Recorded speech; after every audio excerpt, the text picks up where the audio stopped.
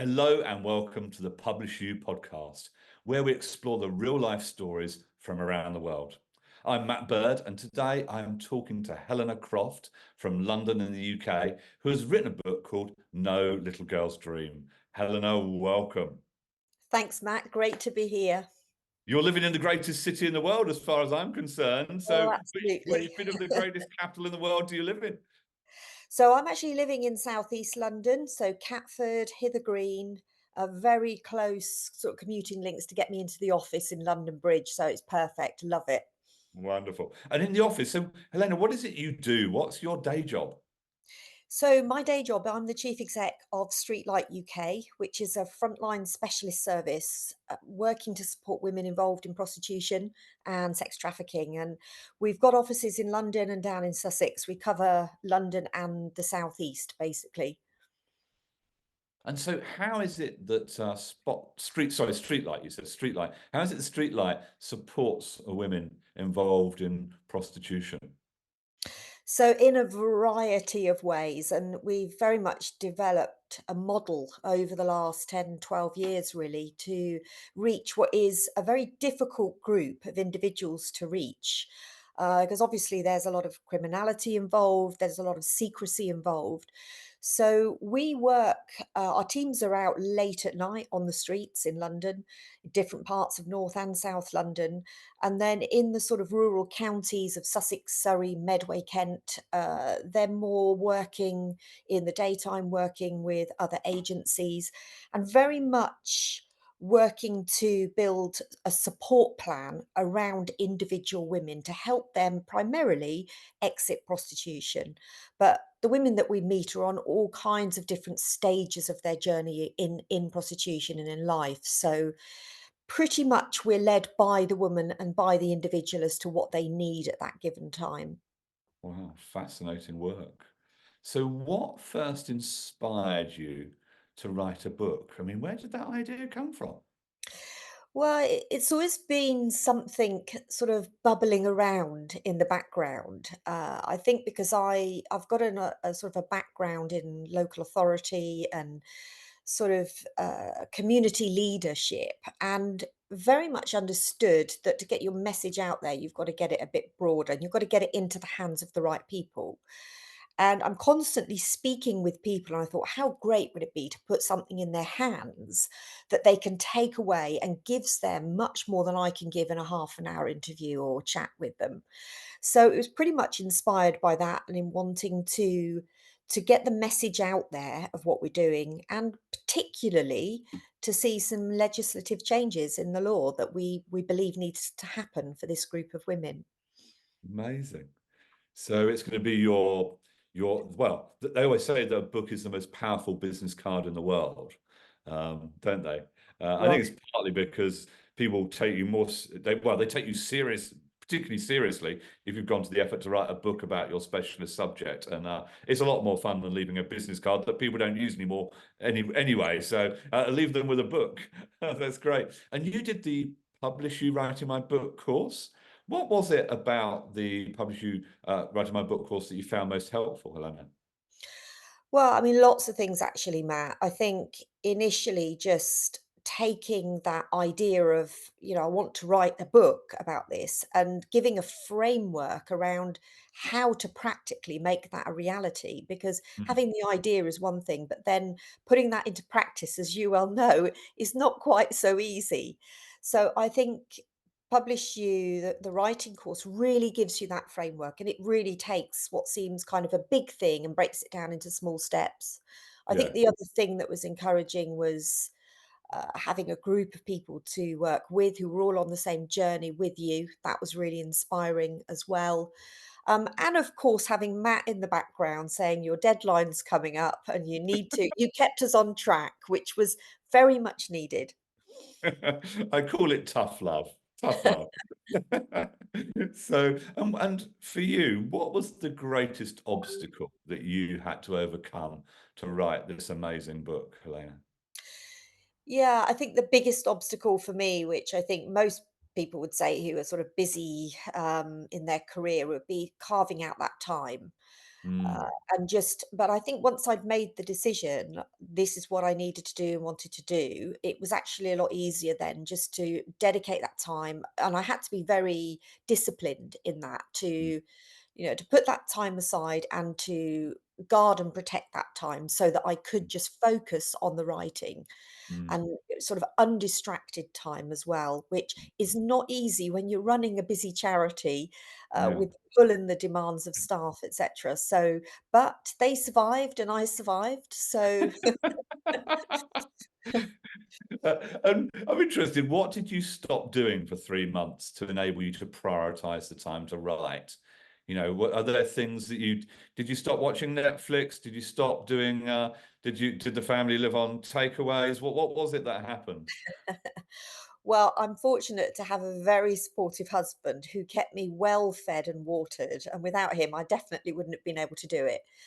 But he pretty much helps in the domestic side of stuff because my day job is so demanding and busy. I think within my working life, again, a very gracious staff team who picked up the slack and picked up different elements of the job that I had to kind of ask for more help in.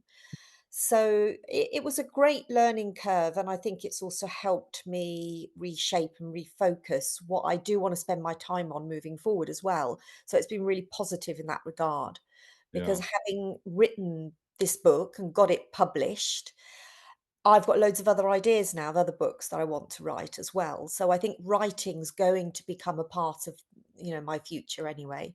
Yeah, that's amazing. So lots of support from home, lots of support from work, and in fact, all the extra support from work, maybe you won't flip back to what it was anyway.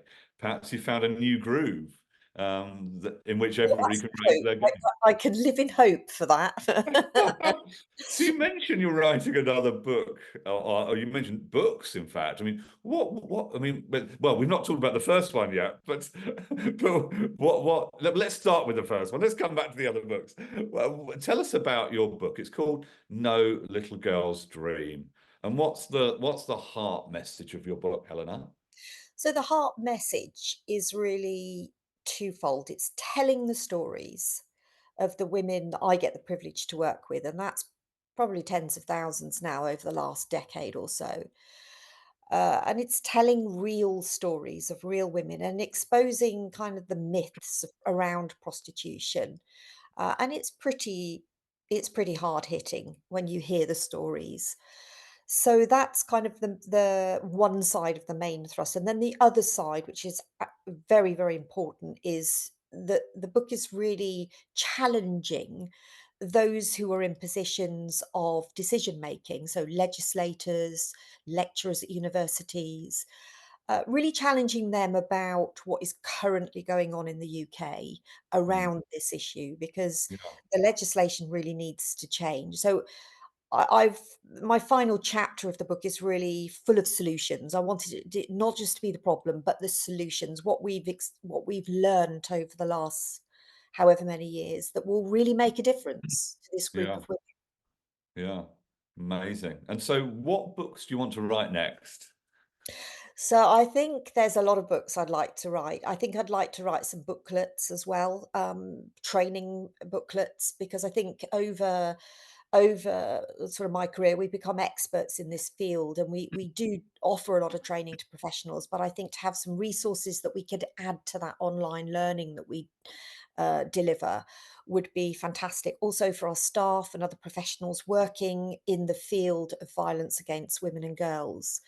So I think I'd like to do that, but I'd also like to focus on writing some books about what is one of the root causes of prostitution, and it's the demand from men, essentially, who are the sex buyers. And, we're not anti men in Streetlight. We love men. I love my husband.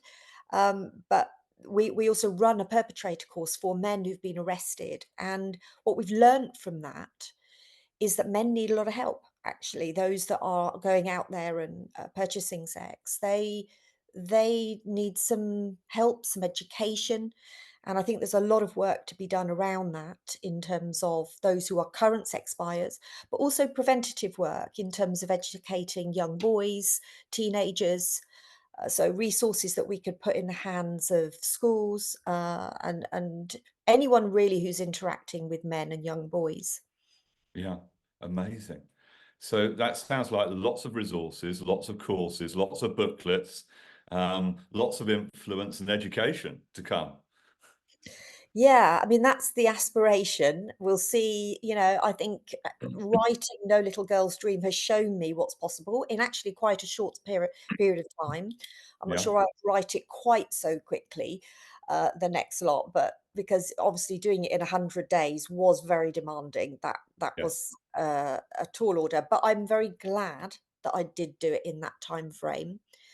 Mm, I've just literally last year I was humbled to get an MBE in the King's Birthday Honours, and I literally last week have just been um, received my award. So I think the timing of the publication of my book, along with that award, it's giving me that platform to really be a voice for those that I want mm. to be a voice for.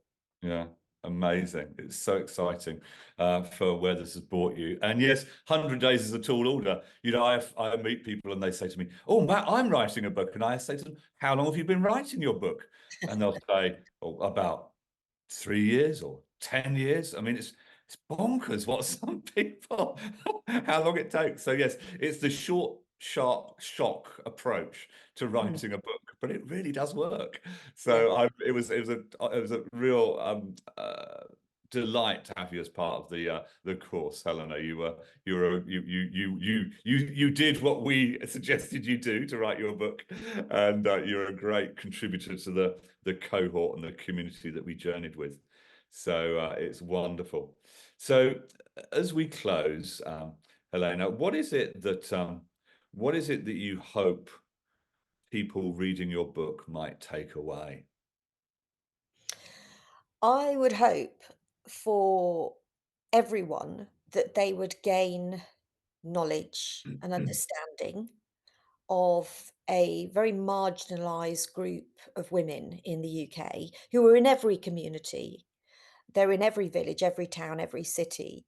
They would gain knowledge and understanding and be armed to perhaps challenge those that are in positions of influence around them about this Mm, issue. So that would be my biggest hope, really, that it would inspire people, because I think many of us, without maybe realizing it, know individuals who've been impacted by this issue. yeah, amazing. Well, thank you, Helena, and thank you all for listening to the PublishU podcast, featuring the genuinely real stories of authors from around the world. If you're interested in becoming an author like Helena, then please do visit our website, www.publishu.com. And if you enjoyed this broadcast, make sure you subscribe for more. Thank you for joining us, and goodbye for now.